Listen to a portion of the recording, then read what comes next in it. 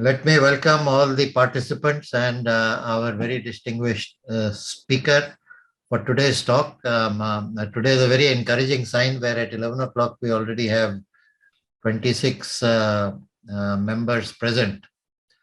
I will now request Jail to kindly introduce our speaker. I think he is very well known already, but I think since there may be some new members who have joined, I think it's good to introduce him again. Thank you, Venu. Good morning, everyone, and welcome to this, our 26th RES monthly talk. I must say, we must thank the COVID pandemic to make us start having such talks. And I never expected that they will last so long. I hope we reach 100 talks very soon. Anyway, today's speaker, Atulya Sinha, does not really need introduction because he is well known. He has already delivered 2 talks in this series, one on his visit to Istanbul and one of the time when he was DRM. So in any case, he is currently the Additional General Manager of Southeastern Railway and as interested in rail heritage and rail history and other aspects of the railway than is the normal railway working. So I will not keep you waiting because I'm very sure that this will be a good talk. Atulya, I hope it's visible. I hope the screen is visible to everyone. Yes, it is visible. Yeah. Yeah, it is visible. Yeah, now it is visible. Yes, sir. We have got full screen now. Right. So, good morning, everyone, and welcome to the 26th RES talk. It's a great opportunity and a privilege for me to address this distinguished gathering for the 3rd time. And I'm very grateful to everyone who's come here to encourage me in my little endeavors. Well, the title of my talk is Small Worlds, Train Journeys on 3 Continents.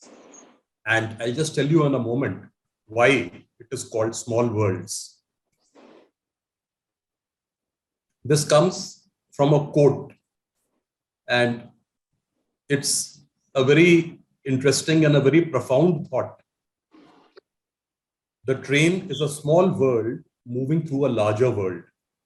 And it comes from a children's book. It's written by a man called Elisha Cooper in 2013, and it's got these beautiful drawings. So I really like this concept of a train being a small world moving through a larger world. And I have tried to focus my thoughts on presenting my journeys in different parts of the world as small worlds. And I'm so glad that there are so many people who are coming along. Now, first of all, there are a lot of rail fans here. So let me say something about rail fans. Please don't blame me for what is written because this is a quote. It's a quote from this book called Around the World in 80 Trains, a book which my sister gave me on my last birthday, incidentally. And this, now let me share the quote with you. A foamer is a snide term coined by railroad staff for obsessive rail fans who get so excited about engines, gauge, hydraulics, mileage, dates, and times that they foam at the mouth. When it comes to measuring rail enthusiasm, I am nowhere near foamer levels, having absolutely no interest in anything mechanical or technical. This is what the author says, Monisha Rajesh, and she continues, I am positively a daisy picker by comparison, the nickname for those more interested in the scenery and usually to be found getting in the way of foamers photographing the brake rigging.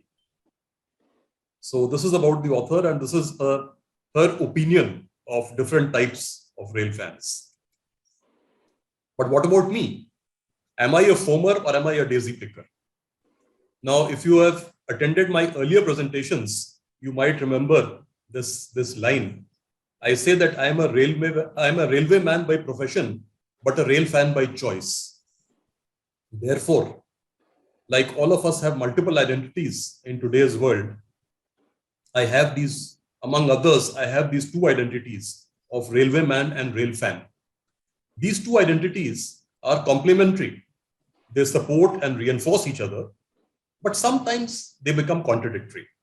And my duties as a railway officer may be in conflict with my instincts as a rail fan. But that is so long as I'm on Indian Railways.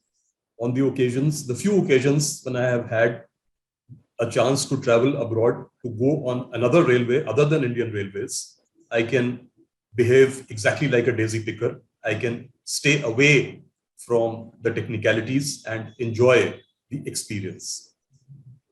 Like a homemaker who cooks for her family every day, and then once in a while they go to a restaurant and she can enjoy the food without thinking of the effort which has gone into preparing it. So we come to the first journey. I had promised you about 3 journeys. So this is the first journey. This is in Canada, in North America. These 3 journeys are in chronological order.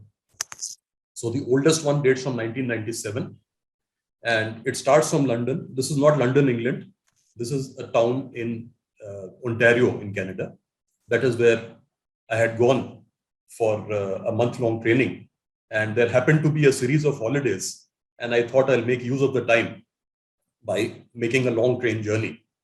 So I bought this Scanrail pass. I couldn't afford the higher classes, so I bought the lowest one, which was a chair car. And then I booked a seat to the farthest possible point, that is Vancouver. This is a railway map of Canada. I was here, this is London. And the first leg of the journey was to come to Toronto, which was around 200 or maybe 300 kilometers.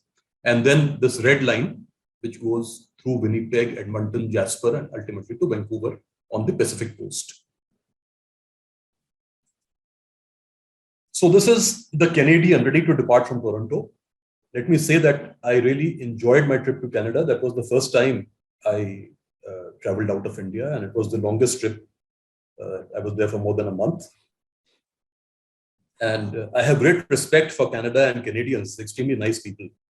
But at the same time, let me say that this infrastructure, now I'm again becoming a foamer, although I want to avoid that. This infrastructure is a bit underwhelming.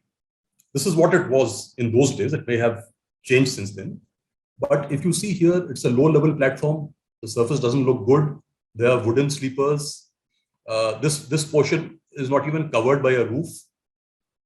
I don't mean to be critical. I'm just pointing out that the technology is not as great as we might have imagined. Anyway. To continue, here I am standing in front of the Canadian at a halt. And this is an interesting thing. This is the receipt for the ticket they give you. When they check your ticket, they give you this receipt. So if you are stepping off the train, you are supposed to carry this with you. Well, let me share another thing. This is from the timetable. It says, experience the panoramas of Canada and the first-class pleasures of silver and blue class aboard VRL's magnificently restored Western transcontinental train, the Canadian, and so on. Well, it's supposed to be a luxury experience. But again, this is how watering was done. And this has got a distinctly third world look. So let me bring another quote from Monisha Rajesh. Incidentally, she traveled in the same train about 20 years later. This book, which I mentioned, was written in 2020, and she had traveled recently. And she describes this train, this Canadian, as a line of silver dual-lit toasters from the 1950s. An interesting quote. I know silver, I know toaster, I know 1950s, but what is dual-lit? So I did a bit of research. Now, this is what a dual-lit toaster looks like. This is a British brand. And my son, who is an intellectual property specialist lawyer, says that dual-lit is known for their design. And there are case studies of dual-lit design. And indeed, there are similarities between especially if you see this dome portion, this Vista Dome portion, you will find remarkable similarity between this toaster and this train. So anyway, so now let me assume my daisy picking role and describe what I saw from the train. These are two of the views when the train was passing through Ontario. Ontario is known for its autumn, the beauty of its of the scenery, particularly the leaves which they turn yellow and red as they fall in autumn. And this was in autumn, and it was an absolutely magnificent sight. So I was watching the view from the windows, and it was quite pleasantly warm. And I'd woken up early in the morning and I took a nap, a long nap. But then suddenly my nap was interrupted by somebody. And I woke up and found 2 or 3 people in uniform. And I was wondering what's wrong, but nothing was wrong. They were offering me a free Coca-Cola because they said the air conditioning has failed and the coach is so warm that we are handing out free cold drinks. Well, I was quite comfortable anyway, but I got a Coke in the process. So this is the first day, an extremely enjoyable journey. And sorry. Now we come to the second day. The first day was completely gone in enjoying the scenery and going through my guidebook, learning about the places we were passing through. Now let me share a quote from another author who is a novelist and a travel writer, Lisa Saint-Aubin de Terrain. I enjoy her writings and I feel an affinity towards her because her last name sounds like train to me. So Lisa says, I have traveled enough to know that timetables are like political manifestos. Your belief in them vanishes as soon as they are put into practice. So this is what a seasoned traveler thinks about timetables. Another daisy picker, incidentally. She doesn't write technical stuff. So I was looking for my timetable and I opened my bag. And like a good railway man, I always travel with a timetable. And then I discovered my mistake. When I opened my bag and took out the timetable, it was the Indian Railways train at a glance. I had forgotten to pack the Canadian timetable. I had it in my hotel, but I had forgotten to pack it. I had carried the Indian Railways timetable out of sheer habit. So I thought I'll borrow one. And this young lady was sitting across the aisle. So I borrowed the timetable from her and I was flipping through it. And then I asked her casually, like people do on trains, where she was going. And she says, I'm going to Churchill. Now, my immediate response was, but Churchill is dead. Oh no, she said, it's not that Churchill. So I learned something new. Churchill is a small town, or rather a village, a hamlet, in the north, in the extreme north of Canada. The entire population of Canada is concentrated on the southern border, the one parallel to the United States. And there is very little population in the cold regions of the north. So from Winnipeg, which is around halfway, this is here, there's a route which goes onward, a train route which goes north, and it culminates in Churchill, which is 1,700 kilometers away from Winnipeg. That's and it's 40 hours journey each way. So this young lady was bound there, and it's called the polar bear capital of the world because polar bears have certain migratory routes, and they cross the town of Churchill at this time of the year. So they attract a lot of tourists. So we asked this lady, this girl rather, if she is from Toronto. No, I was mistaken again. She was not from Toronto. In fact, she was not Canadian at all. She was Swiss. She was a medical student from Switzerland. And she was so interested in watching polar bears that she'd saved up money from her pocket money and her scholarship, and she had come to Canada and she was going to Churchill to watch the polar bears. Another interesting thing about Maria, her name was Maria, was that I noticed that she's wearing rubber chappals. Now, if you remember, in those days, nowadays you have rubber chappals in all colors and designs. But in those days, there was just one standard rubber chappal with a blue base and, a white base and blue rubber straps. So she was wearing a pair exactly like that. So I asked her out of curiosity whether she had bought them in Canada or in Switzerland. Well, it was neither. She had bought them in Tanzania, where she was doing her internship. Now, this is a classic example of globalization. A man from Asia, a woman from Europe, traveling in North America and talking about something which was purchased in Africa. Right. So about the timetable which I borrowed, since we are still on this, let me share this with you. This is the page about this train. And what is interesting is that there is only one train listed on this route, which goes, the font may be too small to read, but this is Toronto, this is Winnipeg, this is about half the journey, and this is the other half of the journey on the other page, which goes from Winnipeg to Vancouver.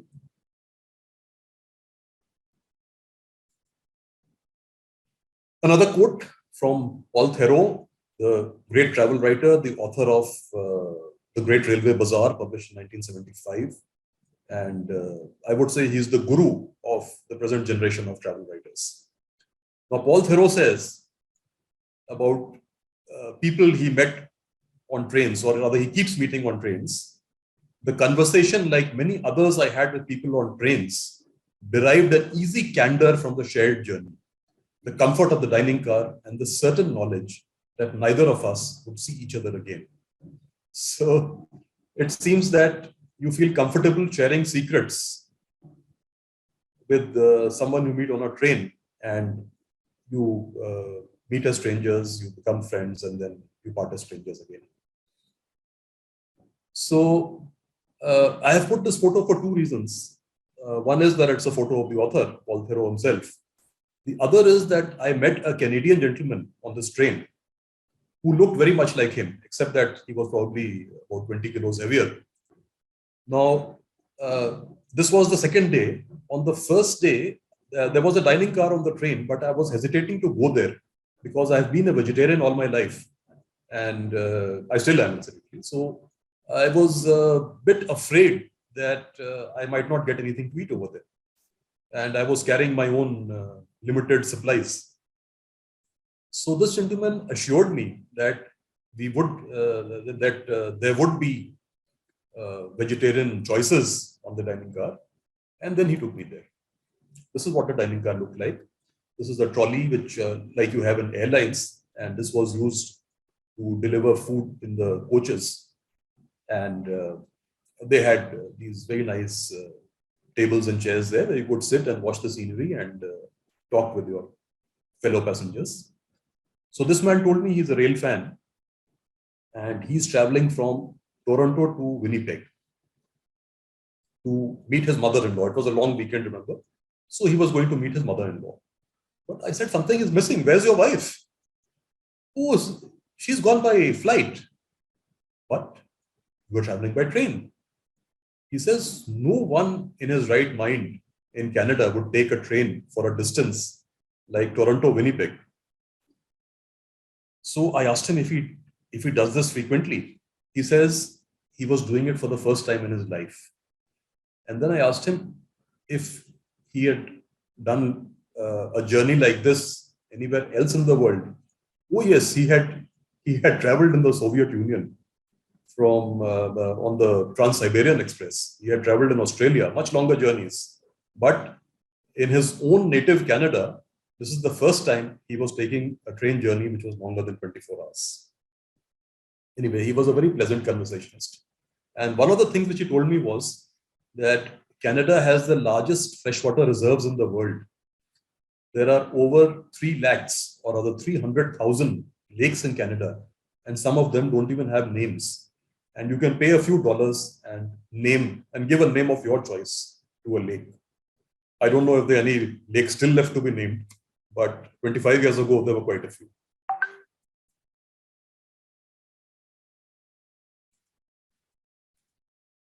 Right.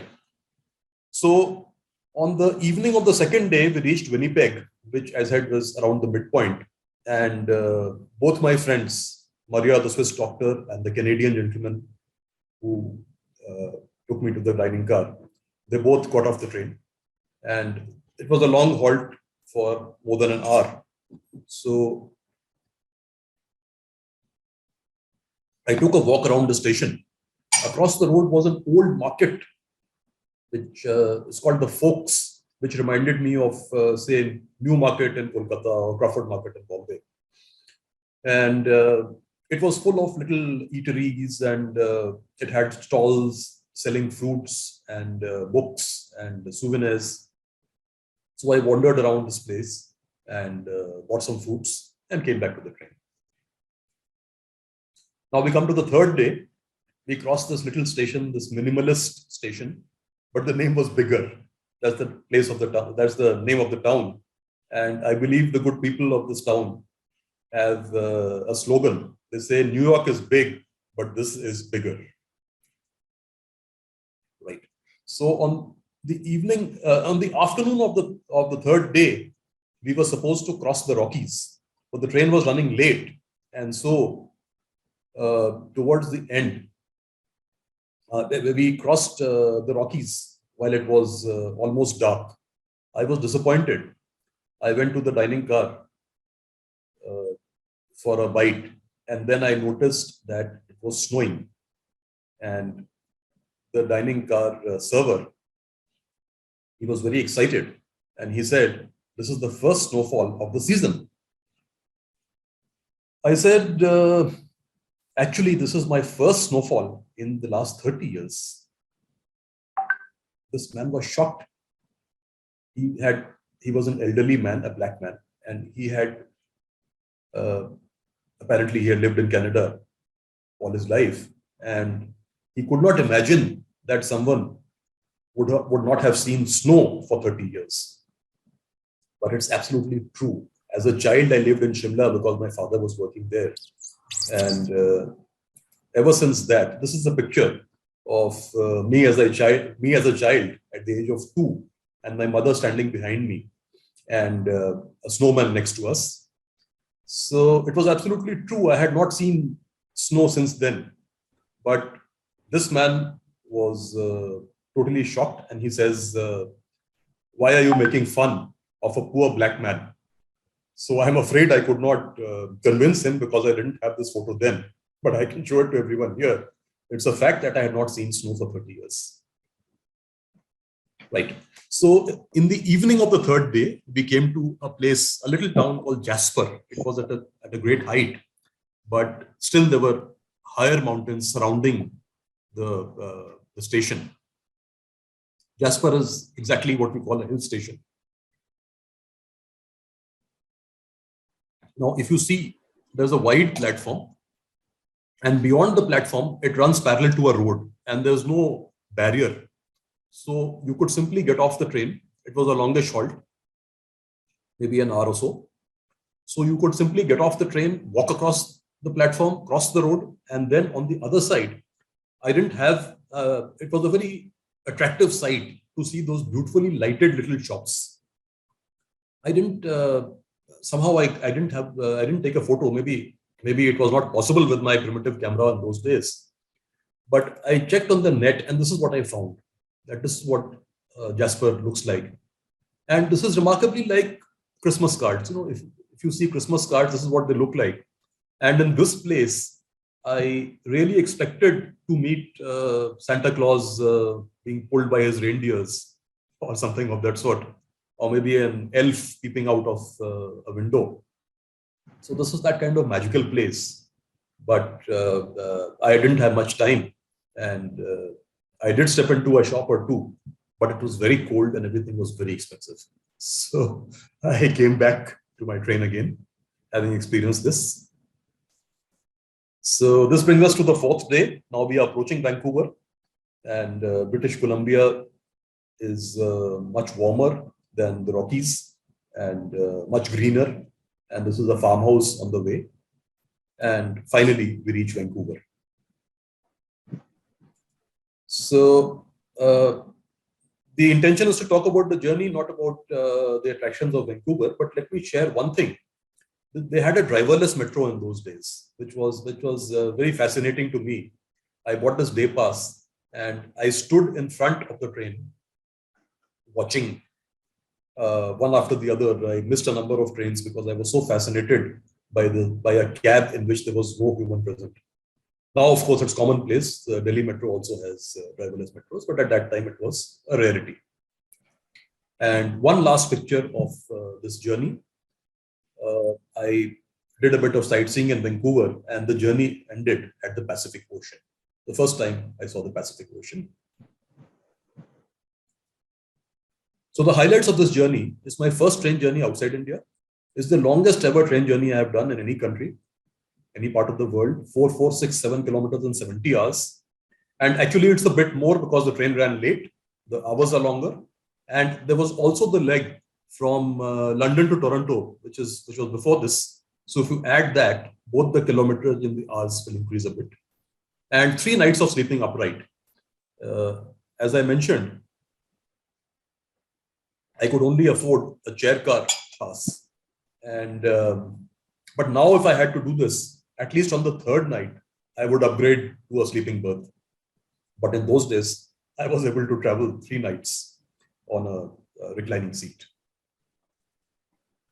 So what is interesting about this journey when I think back about it, one is the rolling stock, which I mentioned, which goes back to the 1950s. And I understand from Monisha's book that is still running.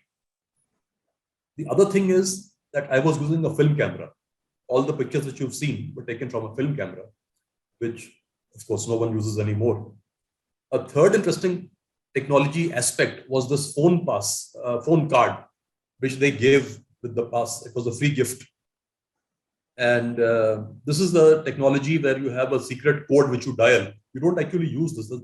This only gives you a number. There's nothing else. You don't insert this card into a machine. And then you dial this code, and from there you dial the number which you want. And the amount of which is charged for your call is deducted from your account. So the next time you dial your code, it will tell you that you have got so many dollars remaining. Somehow this technology never came to India. And then this was pre-internet. Internet had just started, but there were very limited facilities available. And I didn't even have a credit card in those days. So all the travel arrangements were made manually. I had to buy this ticket. I had to stand in a queue, buy the ticket, and look around for a hotel instead of booking online and so on. So these are my memories of, and let me share another quote from Paul Theroux again. You go away for a long time and return a different person. You never come all the way back. So Paul Theroux, as Paul Theroux says, you change a bit with every journey, and you develop a bit, you evolve a bit, and you come back a slightly different person. So this brings us to the second journey, second country, a second continent.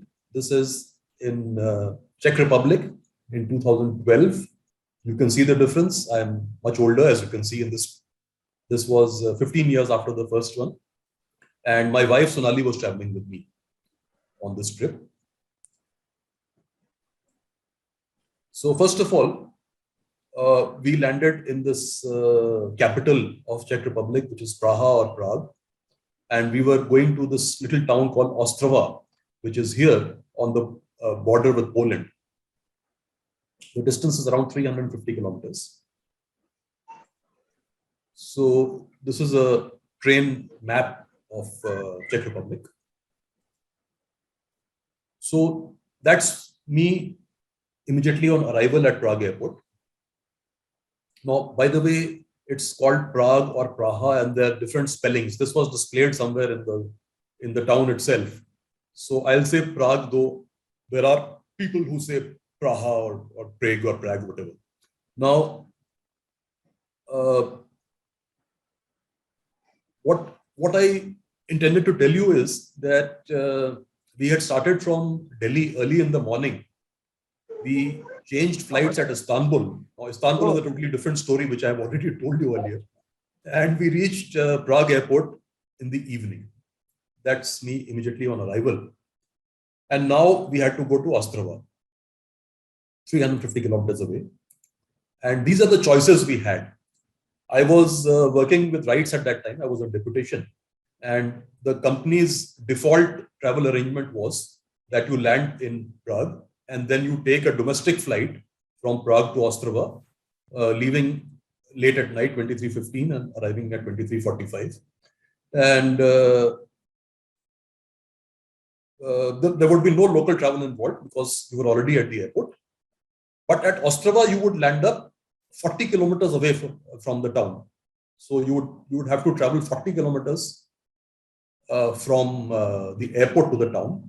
And the luggage allowance was only 15 kilos in this flight, in the domestic flight. And the fare per head was 22,000 rupees. So this somehow did not seem like a very good option. So even before we left India, I started exploring for alternatives. And then I found that there was this train leaving at 2012, reaching at 23:18, 3-hour journey for around 350 kilometers. But the drawback was that we would have to go from the airport to the railway station, which was around 12 kilometers. And at the Ostrava end, we would reach right in the center of the town, just 2 kilometers from our hotel. And the luggage allowance was not a constraint. I don't know how much it was, but in any case, we had only 25 kilos each because of the international flight. And that we could easily carry in this. And the fare per head in the highest class was rupees 2,500. So it was an obvious choice. We went by train. So that's the train at the station. This is not a typing error. What you see here, Hlavní nádraží, I'm not sure how it's pronounced, but these are the only 2 words of Czech I know. And this means central station. So this is Prague Central Station. We took a taxi there, and this is the train which we boarded. And we found it very comfortable. We were looking very tired, but then we were happy that we got into this train, and we had a very comfortable journey, 3 hours, and we reached the city center of Ostrava. So Ostrava is a pretty town, but we'll not dwell on that. Let me talk about the return journey. Now, we reached Ostrava Hlavní nádraží well before time, and we took a taxi from the hotel. The taxi driver was a big muscular man, and he helped us, which we were not obliged to, but he very kindly helped us with our suitcases. And we came to the platform, settled down on a bench, and started looking around, waiting. There was still half an hour to go for our train. And we started looking around the sights of the station. And what we saw was so familiar. We felt so at home. We saw these foot-over bridge, station roofs. We saw this diesel loco shunting. We saw this signal. We saw this nun in a black habit. We saw this drinking water arrangement with a broken tile, with water spilled all around, a cleaner in the background. So we felt absolutely at home here, and we looked forward to our train coming very soon. And now time for another quote. Chesterton says, the well-known humorist, about a century ago, he said, "The only way of catching a train I have ever discovered is to miss the train before." Now you must be wondering how we could miss the train when we were already at the station half an hour earlier. Now this is very interesting. Sorry if it seems a bit technical, but it's actually very simple once you understand it.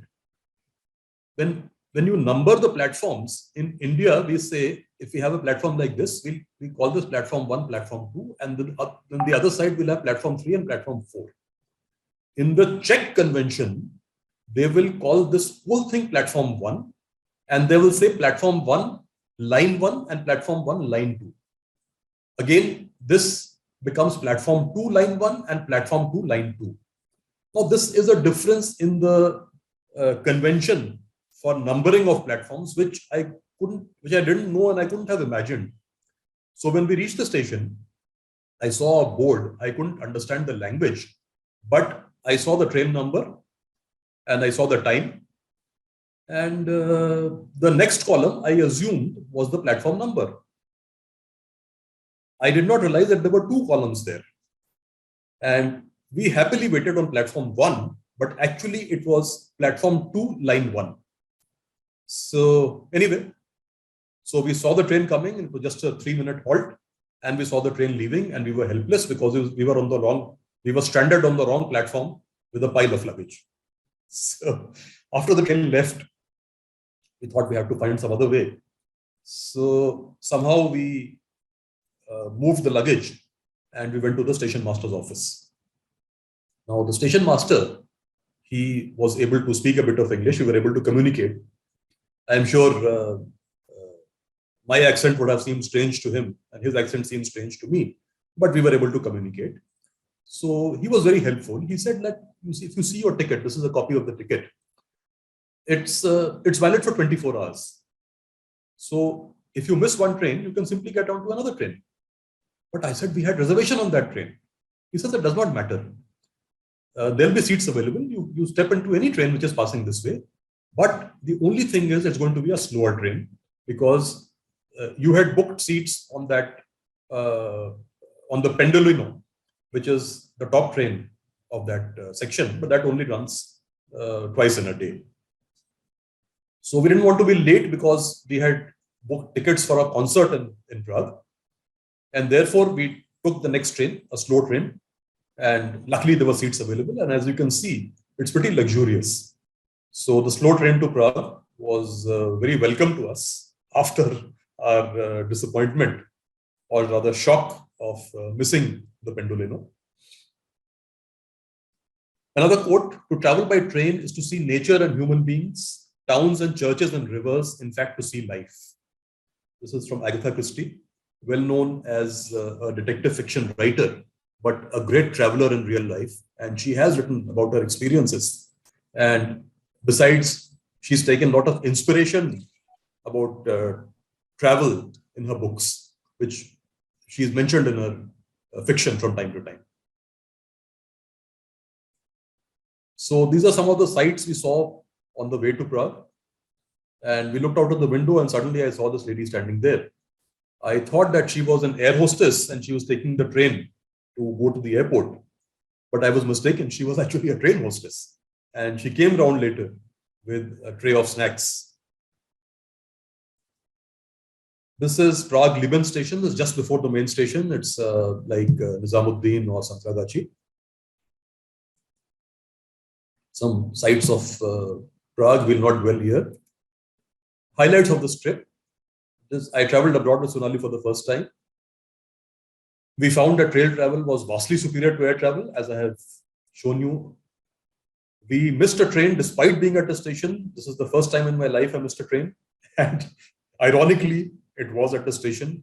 And still more ironically, it was because I thought I knew how platform numbering was done, but I was mistaken. And this is the first time I remember we used internet-based services. So we had booked our train tickets even before leaving India. We had booked a hotel. We had plans for concerts, for sightseeing. All this was arranged through the net using my credit card even before we left India. So this was a great change since the previous journey. And now we come to the third journey. This is in China. Changzhou, ZH is pronounced J in Chinese. So it's Changzhou to Shanghai and Pudong to airport by maglev. This was in 2013. You can see me here on standing on Band. The Band is an Indian word. And this is a very important part of downtown China where you have these old buildings from the turn of the century. They look remarkably like Bombay, and it's the same opium trade which created the buildings at both ends. I just want to stop for a moment and show you my Chinese visa. What is extremely interesting about this visa is that it has a graphic of the Great Wall. The Great Wall was built with the intention of keeping out foreigners. And now it is shown on the visa, which actually permits foreigners to enter China. So another quote from Paul Thoreau: the trains in any country contain the essential paraphernalia of the culture. Thai trains have the shower jar with the glazed dragon on its side. Ceylonese wants the car reserved for Buddhist monks. Indian wants a vegetarian kitchen and 6 classes. Iranian wants prayer mats. Malaysian wants a noodle stall. Vietnamese wants bulletproof glass on the locomotive. And on every carriage of a Russian train, there is a samovar. So far, whatever quotes I have shown you are because I agree with the author. This one, by contrast, is a quote where I disagree with the author. This has an element of condensation. The author seems to be talking about how underdeveloped the Asian trains are. This may have been true in 1975 when it was written, but today it is no longer true. Particularly in China, the technology is as good as any in the world, probably ahead of much of Europe and America. China has the world's largest high-speed network today. This is one of the lines. It's called the Beijing-Shanghai high-speed line. This is on the eastern coast along the Pacific. The total distance is 1,302 kilometers, and the travel time is 5 hours, 22 minutes if you travel this whole stretch. I had boarded the train in a place called Changzhou, which is here. And this is where I had gone for my work. The distance is 165 kilometers from here, and the time is about 1 hour. I'll just share one picture of Changzhou. This is a Grand Canal. Now, we know about the Great Wall of China, but the Grand Canal connects the Yellow River and the Yangtze River and many other smaller rivers besides. It is an engineering marvel. It runs north-south, 1,776 kilometers, and parts of it are over 2,000, not all of it, but parts of it are as much as 2,000 years old. And what is remarkable is that they have maintained it, it's still in use. China has a lot of transport, inland water transportation using this canal. So some other sites of Changzhou, which is not well here. Now let me talk about the journey, the train journey in high-speed train from Changzhou to Shanghai.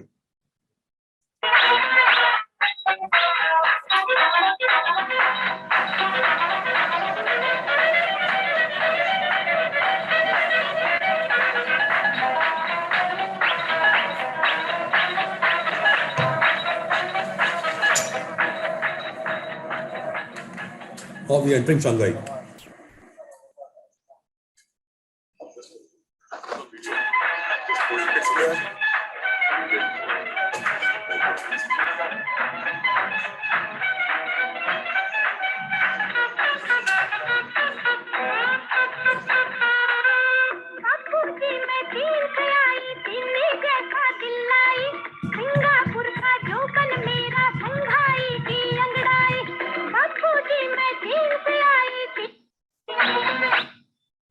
So this is arrival at Shanghai. This is a railway employee, probably a guard or a ticket checker, I'm not sure. And this is what the train looks like. So once again, I'll not dwell on Shanghai. There's a lot to be seen and talked about, but then that's not the topic. The only thing I want to point out is that this is a river which bisects downtown Shanghai. On one side is the Bund with these old buildings, on the other side are the skyscrapers. And this river meets the Pacific Ocean a short distance away. I had shown you Pacific Ocean in Vancouver, which was one end, and this is the other end of the Pacific Ocean. So in a way, we have completed this journey from one end to the other end of the world. And before I end, of course, I know I'm running out of time. I'll wind up in 5 minutes. This is a picture of maglev. If you travel by maglev, it's a 30-kilometer connection from city center to the airport at Shanghai. If you travel by road, it may take 1 or 2 hours, but this takes only 8 minutes if you travel by maglev. It's hard to get a good photo from the station, so I downloaded this from Wikipedia. This is what the maglev looks like. And let me share another short video of traveling on the maglev.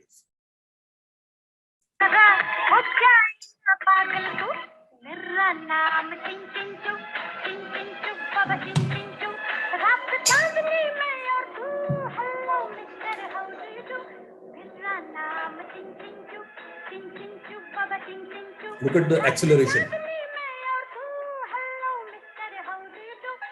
It's just 1 minute since we left.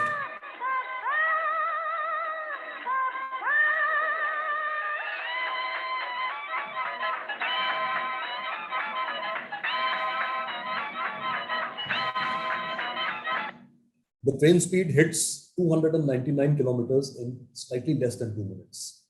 And the total journey is only 8 minutes.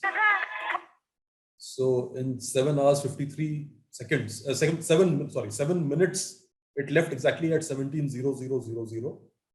And it's reached a speed of 6 km and it's about to stop. So it takes around 8 minutes. So the highlights of this journey, there's high speed up to 300 kmph on a mainline train. And I traveled on the world's only commercial maglev service, 30 kilometers from city center to airport in about 8 minutes. And this is the first time I shot and edited video footage. If you remember, the first journey had a film camera. The second journey, I had a digital camera, but I didn't make any videos. This time, I taught myself to take videos and put them together, edit them, which you've just seen. So that's about it. And let me share another quote from Paul Theroux. Feeling compelled to comment on my travel books, people say to me, I went there, China, India, the Pacific, Albania, and it wasn't like that. I say, because I am not you. Now, this may sound a bit rude, but I think the point which he's making is that a travelogue is different from a guidebook. A travelogue is about the author, the speaker, the person who actually traveled. And he says that this is where I went, this is what I saw, this is what I heard, this is what I felt. And it can vary from person to person, from time to time. There can be as many travelogues as there are people. But a guidebook, on the other hand, is directed at the reader. So a guidebook will tell you that if you go to such and such place, you should see this. You can enjoy this. But it's generic. A travelogue is specific to the individual. Therefore, my friends, please don't take this as a recommendation to visit these places. If you go there, times have changed, things have changed over the years, may have changed. Or in any case, because I am not you, your experience would be different. And it would be material for another talk. If you travel somewhere, it would be material for another talk. There's no conflict between your travel and my travel, even if we go to the same place, because I am not you, you are not me. I feel something, you can feel something else. So a travelogue is a chance for different people to share their experiences and for others to vicariously share their experiences, to learn, to see through someone else's eyes, to hear through someone else's ears. So we've come back to where we started. The train is a small world moving through a larger world. We started with this quote, and I thank you for sharing my small words. Thank you. Thank you, everyone. Thank you for sparing your time, and thank you for attending my talk today. Thank you very much, Atulya. Very captivating and fascinating talk, as always. If there are any questions, I'm sure Atulya will be ready to and happy to answer. Okay, I'll make a comment which anybody in the audience can answer. The palace on wheels, can we say that probably it is the best train travel in the world. हम कभी गए नहीं है sir. Mr. Vinumatha गए होंगे. All ex-GMs would have traveled. Yeah. Harish Joshi would have traveled. Yeah, I have traveled by this, and but that's a different type. I mean, you get off. I'm just saying you also have traveled abroad. So would it no? But what I am saying, traveling part is fine on that train, but it's a mostly night journey. You don't. It's a thing that you reach in the morning, you see the place, and then you get back onto the train. You have dinner and you have drinks and all that, and you come back. It was a very enjoyable thing. So but you don't see the scenery and the countryside at all. Total travel experience, probably it may be the best in the world. I don't know. I think my view is that that's a different category of travel, which is sort of luxury travel. And there are a large number of trains in the world in that category. There is the sort of Palace on Wheels in India. In the south, we have another train which is run by the Karnataka government. We have on southern Africa, we have the Blue Train and Rovos Rail, which are luxury trains of a totally different class.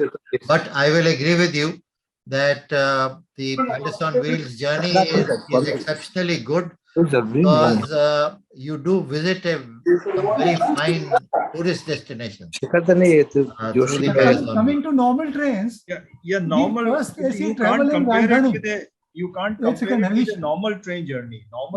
Coming to normal trains, first AC travel in a Rajdhani, would it be comparable with the best? I would say it is one of the best, but still, I prefer that the train should take you through more of scenic beauties. That's the thing.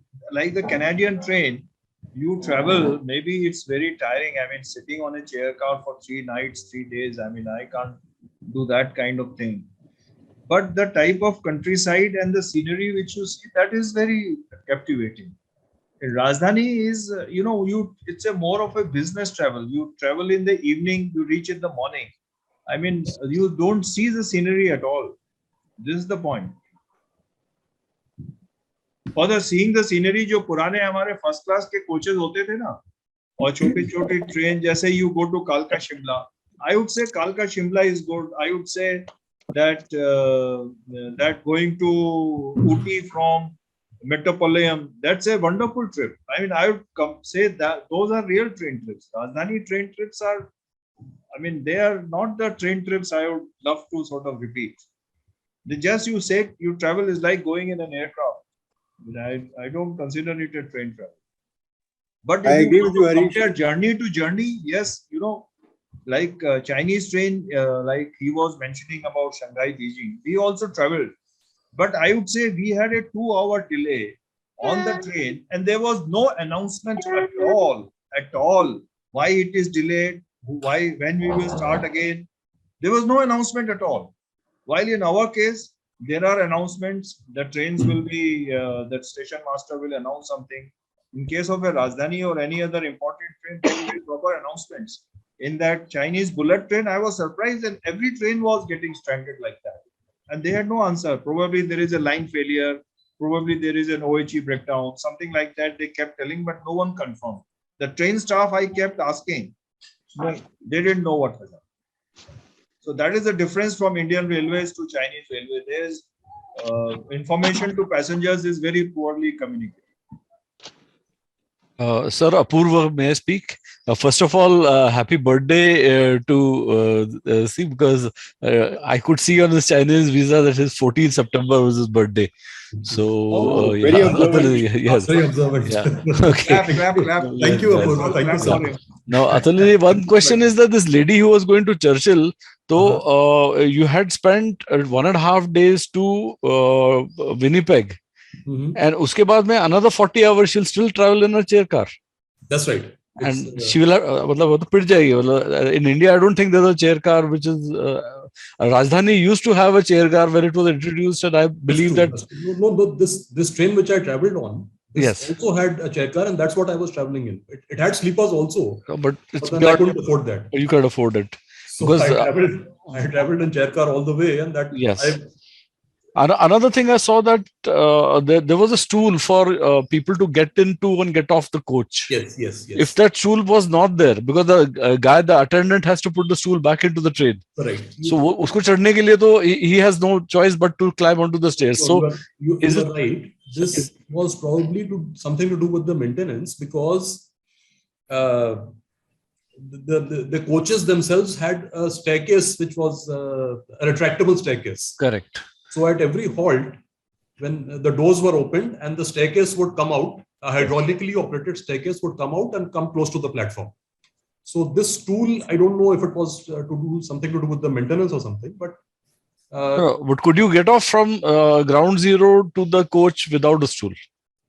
No, you can't. Because as soon as the door opens, the staircase comes out. No, that's right. Gaadi khadi hai, staircase is out, and you don't have a stool. So do you think? You don't need a stool, because you don't need a stool. It's a normal Indian railway style. The staircase is slanting. It slants outward. Right. I understood. Yeah. So you get off very comfortably. Okay. You don't have to hold on to the railing or something. Okay. You get off very comfortably. Okay. It's like a normal safe fall. It's like a normal city. So you get off. Yeah. You get off the staircase and reach the platform very comfortably. Do these trains make money? Any of them? I mean, basically, because as this was supposed to be a long weekend and supposed to be crowded. Yeah. On the last night, before the train reached Vancouver. Yes. I walked through the train. I counted the number of passengers in all the chair cars. There were 5, 6, 7 chair cars. I don't remember. Quite a few. And there were a total of 24 passengers in all the chair cars put together. Okay. As much as of course, they were sealed off. They were on the other side of the dining hall, the dining car. Yeah. But in all the 7 sleepers put together, 6, 7 chair cars put together, there were only 24 passengers. How did you come back from Vancouver? I took a flight. Okay. I wish I could have come back by train. Yeah. There was no time. Okay. There was no time. So I took One comment I would like to make. Yes, sir. Thank you. I've made about 3 or 4 train journeys in the USA. All platforms are low level. Like the high level platforms you have in India, I didn't see any in the USA. Maybe some place like the main stations of New York or somewhere may have high level platforms. But by and large, all the platforms you had, say even the main station of Seattle, were low level, ground level platforms. Yeah, foreign countries, they all have low level platforms only. In Switzerland also, I saw that most of the platforms are low level. Of course, Zurich, etc., they are high level platforms. One reason could be that wheels are smaller in most of the other railways. They have smaller wheels, so probably you have to climb less. No. May I add?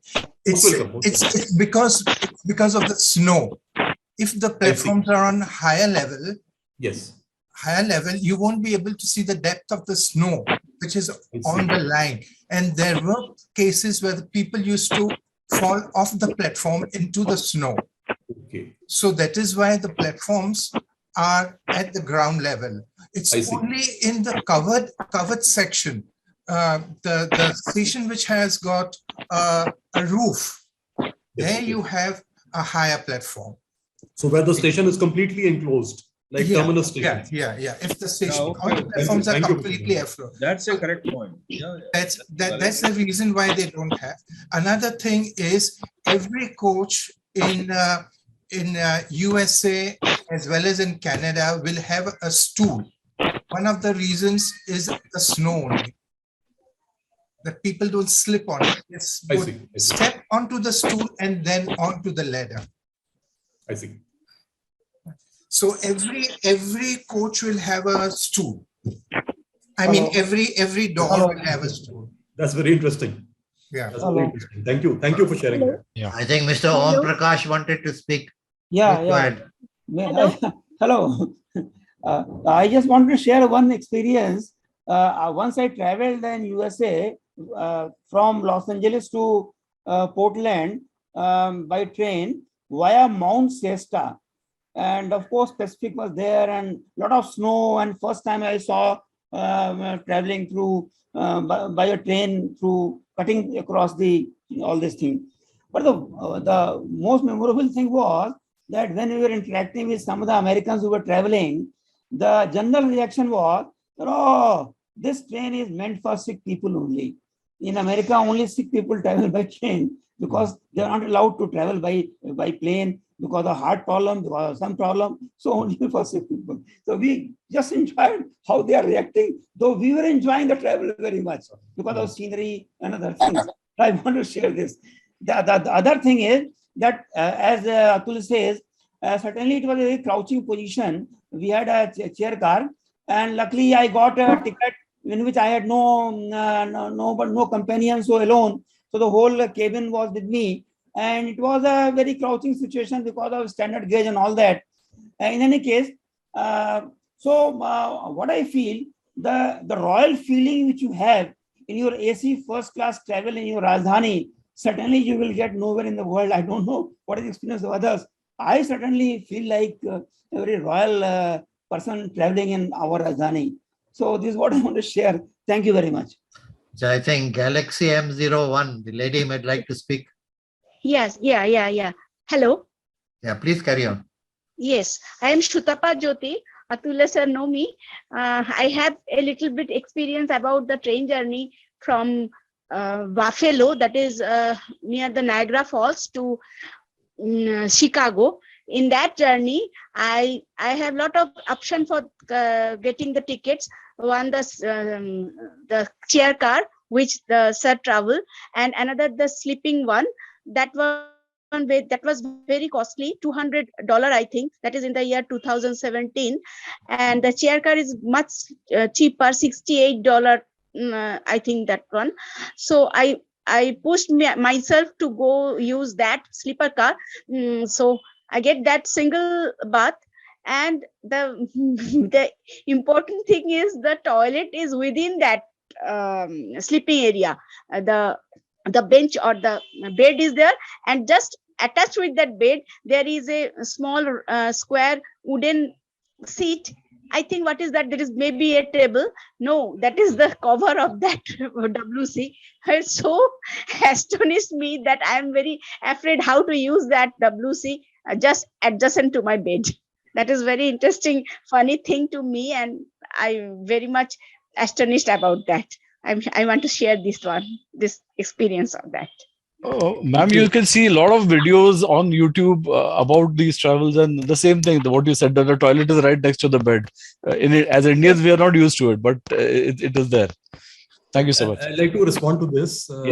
First of all, I'd like to mention that the speaker, Shrutapa Jyoti, is a highly qualified architect. Yes. She works for Southeastern Railway, and she has traveled much more than many of us. She has traveled to around 40 countries. And she has a lot of experience of travel in different parts of the world. What she said about the WC being inside the compartment, I have not seen this arrangement myself, but I'd like to remind everyone that there was a time till about maybe 20 years back when in first AC coaches we had a wash basin, and there were people who didn't know about it, but then suddenly you could lift the table and you could find a steel basin and a tap inside, which often used to come as a surprise to people. Yes. So yes, sir. I saw it in the Egypt. You have seen it. Attached toilets we had in trains. In old AC first class, we had attached toilets in the compartments. Right. Two berthers. Right. We had I have traveled from Delhi to Rajasthan, that is Bhagat Koti. Meter gauge section. Once Faltwani there. That was a train which was like that. No, but the toilets are very well isolated. What the lady is talking, right next to the berth, you have a seat which is a toilet seat. Yes, yes, exactly. Mr. Chobe is talking, we used to have a separate four-berther, separate coupe. Right, coupe would have a toilet, but the toilet would be absolutely separated. True. It is meant only for the coupe passengers, nobody else. They were individual cabins with 4-5 seats and one toilet.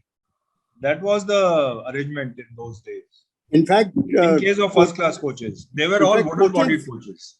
Coaches with the corridors came up only in the late 50s and early 60s. Before that, all trains were separate compartments. Yes, separate compartments. Including in first class, all ordinary wooden first class. Wooden coaches. Yeah, they were all wooden coaches. The corridor trains, I think, came up either late 50s or early 60s. I would like to take this opportunity to make a small announcement. The very much awaited book, Indian Railways Buildings by Mr. Vinu Mathur, is finally arrived. It's going to be formally launched on Tuesday, that is 2 days from now, at 6:30 in the evening at the India International Center. We would invite any of you who can make it to please come to this function and see the launch of this book, Indian Railway Buildings by Vinu Mathur. Okay. Yes. Why don't you start, sir? Why don't you start a RES as an association with a membership drive and kind of thing? I mean, as of now, we are a very poor organization. Let us become a little richer. That's what I'm saying. That you start a drive with a membership. You can start by becoming a member and make us a little richer. नहीं, आप एक अपना कुछ एक constitution वगैरह float कर दीजिए. And ask a kind of a joining fees from all of us. No problem. But that already exists. It exists. You can become a member, pay a subscription, and become a member. Where is that? You please send me the details. I'll send it to you. It's available in all our magazines. It's available on our website. Achha, theek hai. Then I'll see on yours. Anyway, I'll send it to you. Right, sir. I'll see that. Right, then shall we call it a day? First of all, let me thank Atulya for a wonderful session today. I mean, as usual, we have had 3 excellent journeys, and the manner in which you put together these quotations from various authors and people was really wonderful. And it was a very, very captivating talk and a very enjoyable journeys in Europe, in North America, as well as in China. The only journey that I have done is on that Pudong to the airport, Pudong to the airport journey by the maglev train, which really is a magnificent experience, because it touches, I think, around 400 kilometers per hour. They were earlier thinking of introducing a maglev between Beijing and Shanghai, but that never came about. So thank you, Atulya, for a wonderful morning talk, our 26th talk today, and we look forward to many more from you. Jay, would you like to say a few words? Yeah, Mr. Atulya, your talks inspire me to travel again. Okay, I think there's a lot of appreciation of the talk also on the chat. So if you can have a look at that. But I was just looking at it. Yeah, there's a lot of appreciation on the chat for the talk. I'm sure everybody else enjoyed it. So until next time, and anybody who is in Delhi NCR region who is interested is invited for my book launch on Tuesday evening. Thank you, sir. Thank you very much, and look forward to meeting you next month again. Yes, sir.